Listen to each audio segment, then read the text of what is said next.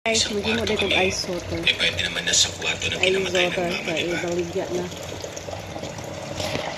Issue lang, sir, sa tayo nun sana kami katapang pero sa pagkamatay ng mama ko, naisama niya rin po sa hukay ang mga sekretong tinatago niya ng matagal na sa akin at sa amin.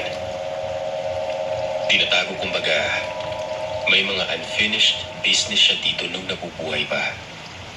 At yung kwarto na kinamatayan niya, akala mo ay nasa loob ka ng freezer sa sobrang lamig kapag pumasok ka.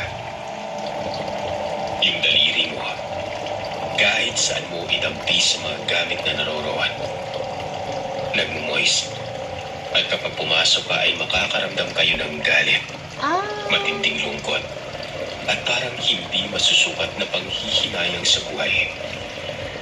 Maliban doon ay napaka-gloomy ng buong kwarto.